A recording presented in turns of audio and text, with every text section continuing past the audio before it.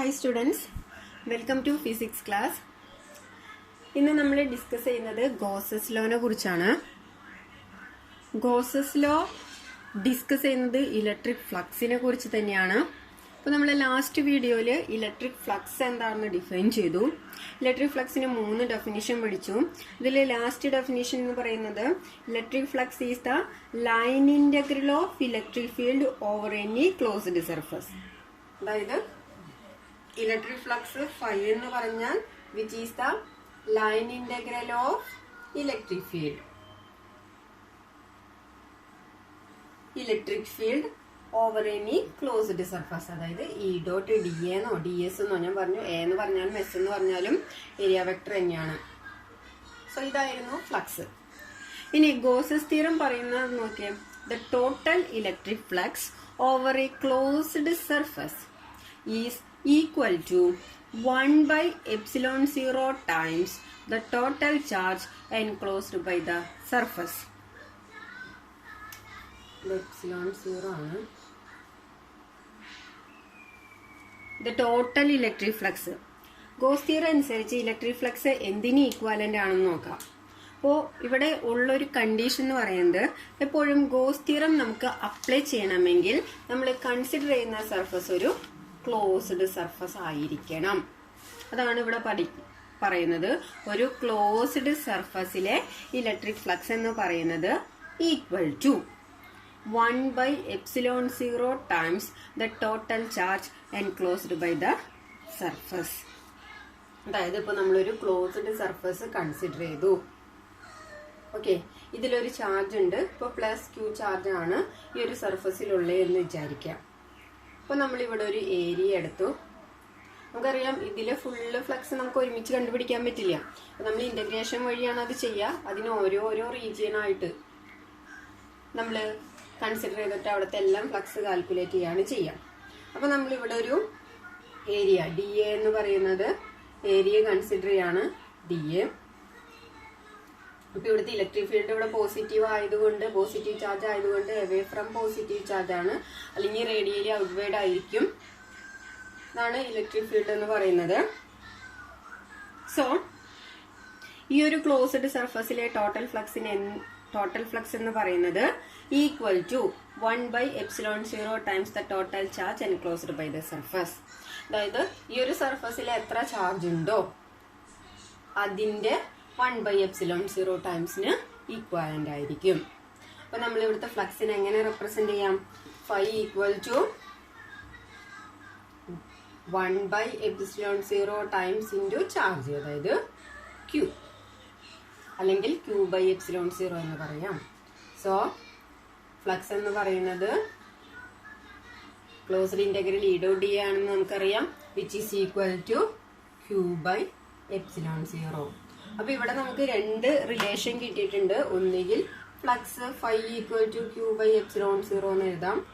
അതല്ല എന്നുണ്ടെങ്കിൽ closed integral E dot D A which is equal to Q by epsilon 0.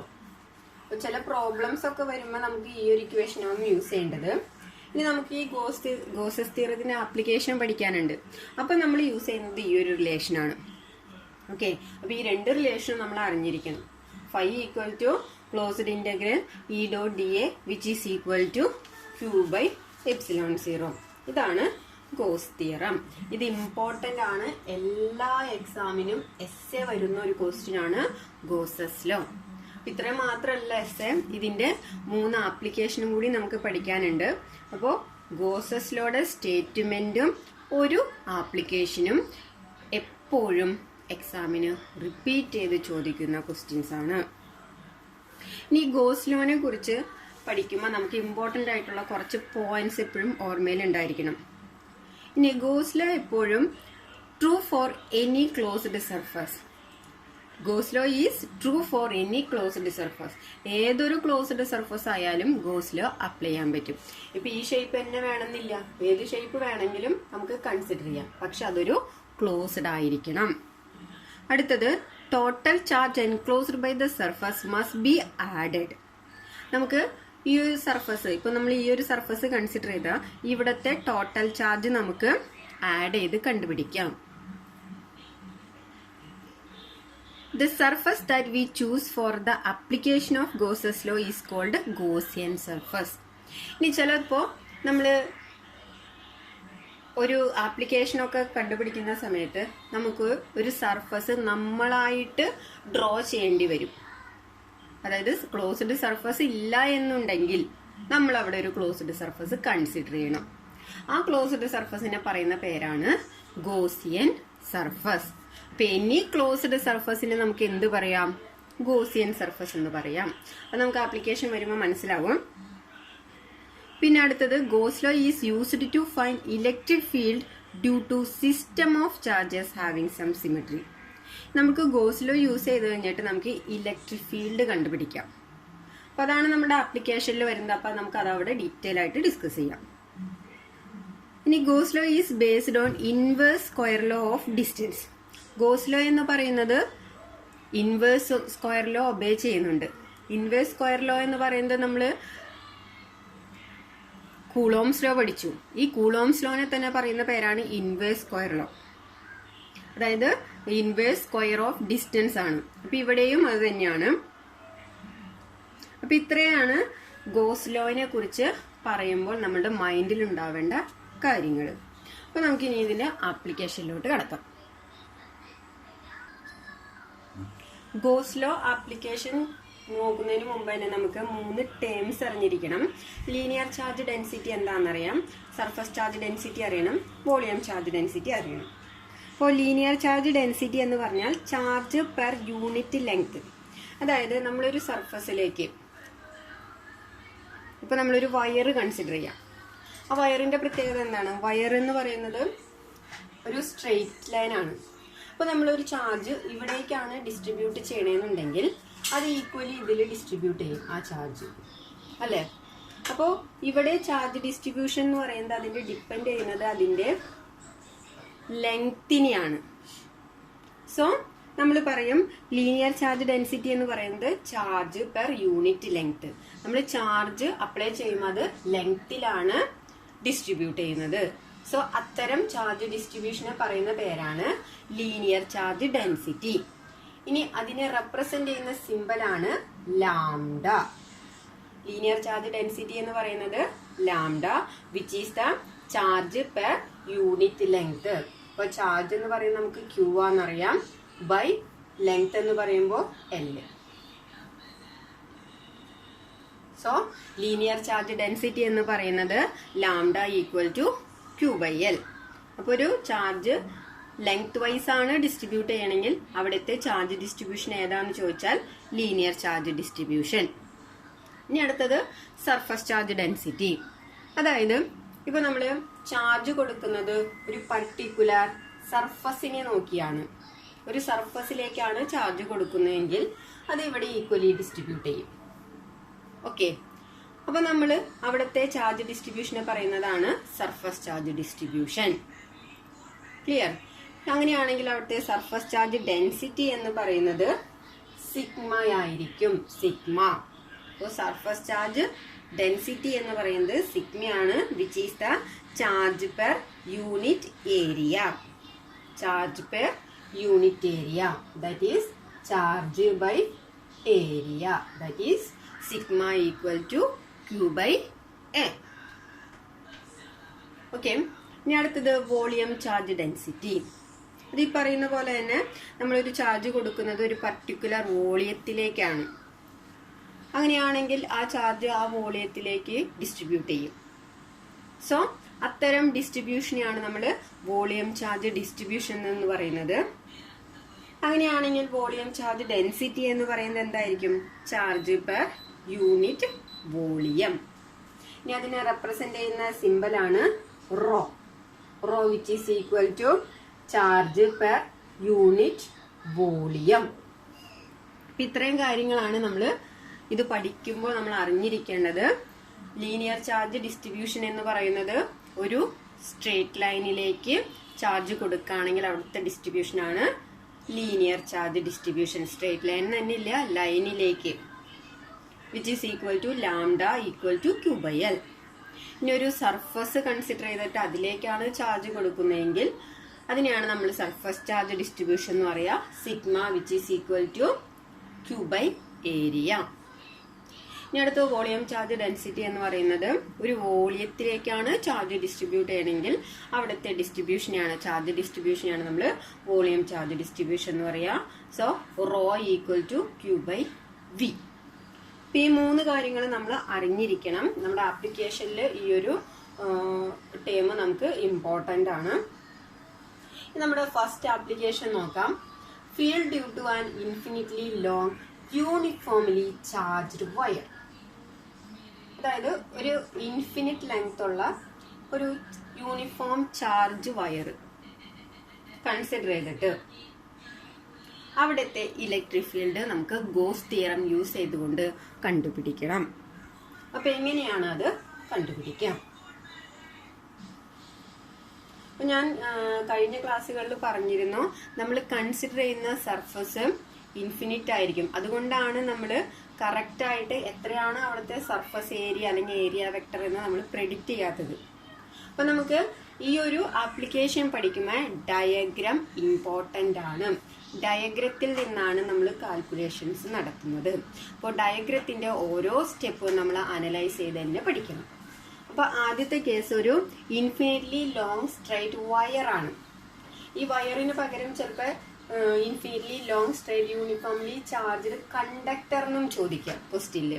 അപ്പൊ conductor എന്ന് പറഞ്ഞാൽ എന്ത് തന്നെയാണ്? വയർ തന്നെയാണ്. സോ നമ്മൾ ആദ്യം തന്നെ ഫിഗർ വരയ്ക്കുമ്പോൾ ഒരു ഇൻഫിനിറ്റ്ലി ലോങ് വയർ കൺസിഡർ ചെയ്തു. നമ്മളിപ്പോ ഫിഗർ വരയ്ക്കുമ്പോൾ ഇത്തരത്തിൽ സ്റ്റോപ്പ് ചെയ്തു. അപ്പോൾ ഇത് ഒരു ഇൻഫിനിറ്റ് ലെങ്ത് ഉള്ള ഒരു വയറാണ്. ഇനി ഈ വയറിലേക്ക് യൂണിഫോംലി ചാർജ്ഡ് ഡിസ്ട്രിബ്യൂഷൻ ആണ്. അതായത് ഇവിടെ ചാർജ് ഡിസ്ട്രിബ്യൂട്ട് ചെയ്യുകയാണെങ്കിൽ അത് യൂണിഫോം ആയിട്ട് ഈ വയറിൽ സ്പ്രെഡ് ചെയ്യും. അപ്പൊ ഇവിടേക്ക് ഞാൻ കൊടുക്കുന്നത് ഇപ്പോൾ പോസിറ്റീവ് ചാർജ് ആണ് കൊടുക്കുന്നത്. അപ്പൊ ഇവിടേക്ക് ഞാൻ പോസിറ്റീവ് ചാർജ് കൊടുത്താൽ ഈ വയറിൽ അത് യൂണിഫോം ആയിട്ട് ഡിസ്ട്രിബ്യൂട്ട് ചെയ്യും. അപ്പൊ നമ്മുടെ ആദ്യത്തെ കണ്ടീഷനായ ലോങ് സ്ട്രേറ്റ് യൂണിഫോംലി ചാർജ്ഡ് വയറായി. ഇനി ഇവിടുത്തെ ഇലക്ട്രിക് ഫീൽഡ് കണ്ടുപിടിക്കണം. ഇലക്ട്രിക് ഫീൽഡ് കണ്ടുപിടിക്കാൻ നമുക്കറിയാം, ചാർജ് ഉണ്ടെങ്കിൽ അതിന് ചുറ്റും ഒരു റീജിയൻ ഉണ്ട്, ഈ ചാർജിന്റെ ഇൻഫ്ലുവൻസ് ഉള്ള റീജിയൻ. ആ റീജിയനാണ് നമ്മൾ അവിടുത്തെ ഇലക്ട്രിക് ഫീൽഡ് എന്ന് പറയുന്നത്. സോ നമുക്ക് ഇതിന് ചുറ്റും ഇലക്ട്രിക് ഫീൽഡ് ഉണ്ട്, ആ ഇലക്ട്രിക് ഫീൽഡ് കണ്ടുപിടിക്കണം. അപ്പൊ നമ്മൾ ഇവിടെ ഒരു പർട്ടിക്കുലർ പോയിന്റ് ചൂസ് ചെയ്യാണ്. എനിക്ക് ഇവിടത്തെ ഒരു പോയിന്റ്, അതായത് ഞാൻ P എന്ന് കൺസിഡർ ചെയ്യാണ്. P എന്ന് പറയുന്ന പോയിന്റിലെ ഇലക്ട്രിക് ഫീൽഡാണ് കാൽക്കുലേറ്റ് ചെയ്യേണ്ടത്. എങ്ങനെയാണ് കണ്ടുപിടിക്കുക? അപ്പൊ നമ്മുടെ ഗോസസ് ലോയുടെ സ്റ്റേറ്റ്മെന്റ് അനുസരിച്ച് നമ്മൾ കണ്ടുപിടിക്കേണ്ട ഇലക്ട്രിക് ഫീൽഡ് കണ്ടുപിടിക്കേണ്ട പോയിന്റിനെ ഉൾപ്പെടുത്തി ക്ലോസ്ഡ് സർഫസ് ആകണം. അപ്പൊ നോക്കാം, ഈ P എന്ന് പറയുന്ന പോയിന്റ് ഇപ്പൊ ഓപ്പണിലാണ് നമ്മൾ കൺസിഡർ ചെയ്താണ്. സോ ആദ്യം തന്നെ ചെയ്യേണ്ടത് ഈ P എന്ന് പറയുന്ന പോയിന്റിനെ ഉൾപ്പെടുത്തി ഒരു ക്ലോസ്ഡ് സർഫസ് നമ്മൾ കൺസിഡർ ചെയ്യണം. അപ്പൊ അത് ക്ലോസ്ഡ് സർഫസ് എന്ന് പറയുമ്പോൾ എനി ഷേപ്പ് ഉള്ള ഒരു സർഫസ് കൺസിഡർ ചെയ്യാം. സോ ഇവിടെ നമ്മൾ സിംപ്ലിഫിക്കേഷന് വേണ്ടിയിട്ട് ഈ P എന്ന് പറയുന്ന പോയിന്റിനെ ഉൾപ്പെടുത്തി ഒരു സിലിണ്ടറിക്കൽ ഷേപ്പാണ് നമ്മൾ കൺസിഡർ ചെയ്യുന്നത്.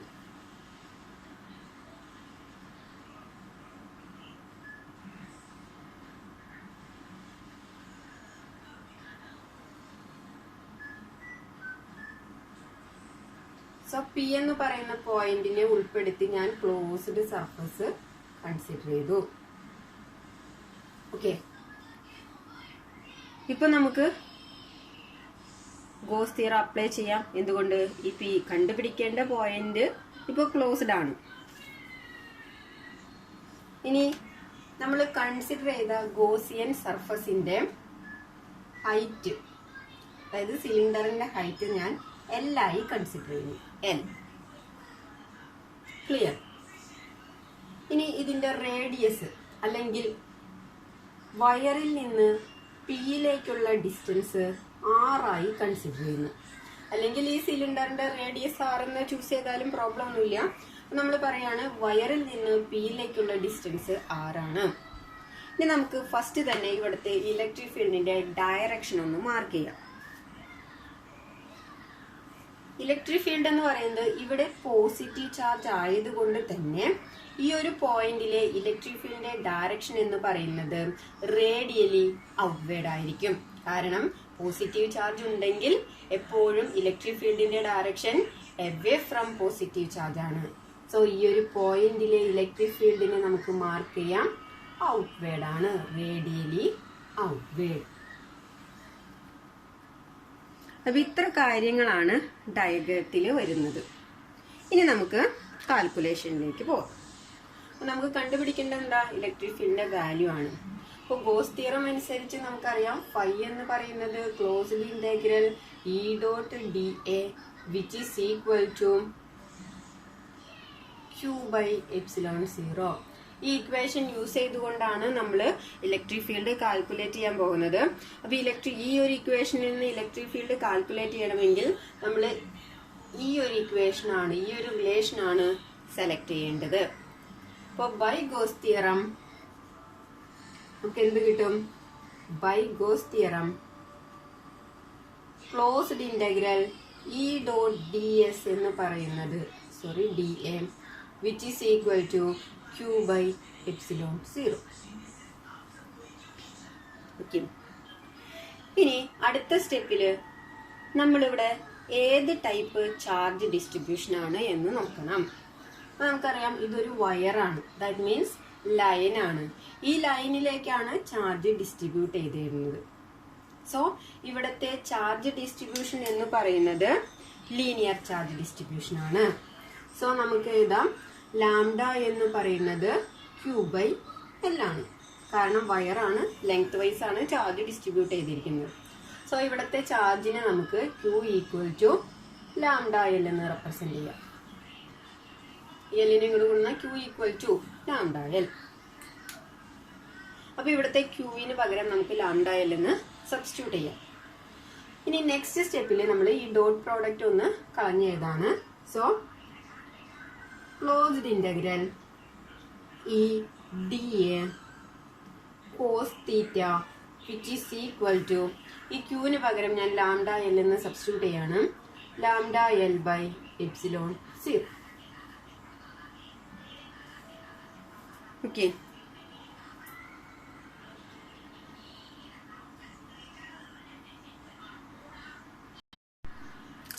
So E dot closed integral E D A cos theta equal to lambda L by epsilon 0.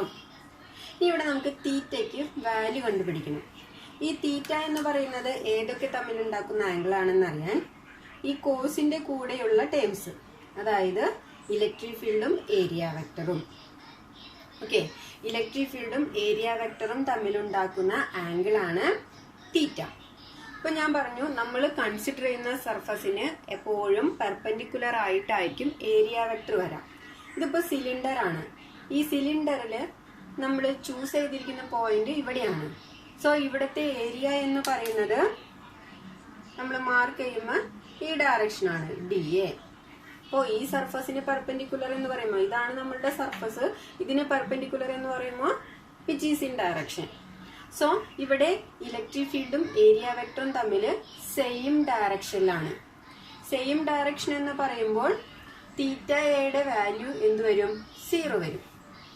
Same direction ആയതുകൊണ്ട് തന്നെ theta equal to 0. So cos തീറ്റയുടെ വാല്യൂ എന്ത് വരും?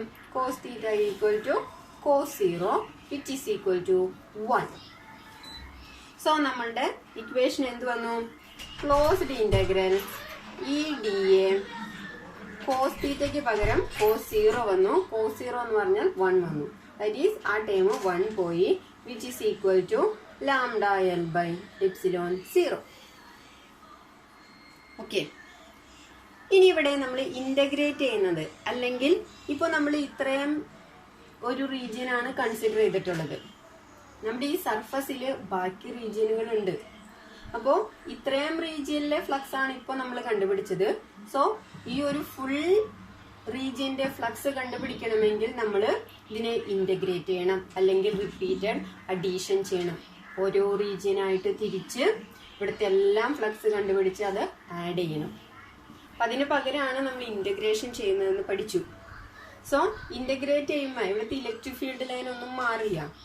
ഏത് മാത്രം നമുക്ക് ആഡ് ചെയ്യേണ്ടുള്ളൂ? ഇവിടുത്തെ ഏരിയ ആണ് ചേഞ്ച് ചെയ്ത് വരുന്നത്. സോ ഇന്റഗ്രേറ്റ് ചെയ്യുമ്പോൾ ഇലക്ട്രിക് ഫീൽഡ് നമുക്ക് ഔട്ട് സൈഡിൽ എടുക്കാം, കാരണം അത് കോൺസ്റ്റന്റ് ആണ്. So E into integral dA which is equal to lambda L by epsilon 0.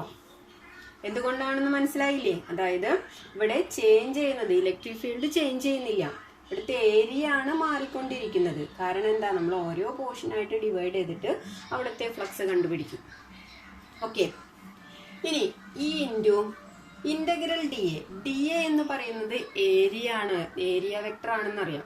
ഇനി നമ്മൾ ചൂസ് ചെയ്ത സർഫസിന്റെ, അതായത് ഗോസിയൻ സർഫസിന്റെ ഏരിയ ആണ് DA. ഇവിടെ നമ്മൾ ചൂസ് ചെയ്തിരിക്കുന്ന സർഫസ് എന്ന് പറയുന്നത് സിലിണ്ടർ ആണ്. സിലിണ്ടറിന്റെ ഏരിയ ആണ് ഇവിടെ D ആയിട്ട് നമ്മൾ കൺസിഡർ ചെയ്യുന്നത്. ഇനി സിലിണ്ടറിന്റെ ഏരിയ കാണാൻ നമുക്കറിയാം, ഏരിയ ഓഫ് സിലിണ്ടർ എന്ന് പറയുന്നത് 2πRh ആണ്. ഇവിടെ ഹൈറ്റിന് പകരം നമ്മൾ L എന്നാണ് ചൂസ് ചെയ്തിരിക്കുന്നത്. സോ ഇവിടത്തെ DA എന്ന് പറയുന്നത് എന്ത് വരും? 2πRL. DA closed integral DA എന്ന് പറയുന്നത് 2πRL which is the area of cylinder. Okay, അപ്പോൾ DAയുടെ സ്ഥാനത്ത് നമുക്ക് എന്ത് കൊടുക്കാം? 2πRL സബ്സ്റ്റിറ്റ്യൂട്ട് ചെയ്യാം. So E into 2πRL which is equal to lambda L by epsilon 0. ഇവിടെ നിന്ന് തന്നെ എല്ലും ക്യാൻസൽ ചെയ്ത് പോകും. നമുക്ക് കണ്ടുപിടിക്കേണ്ടത് എന്താ? ഇയുടെ വാല്യൂ ആണ്. E into 2πR which is equal to lambda by epsilon 0.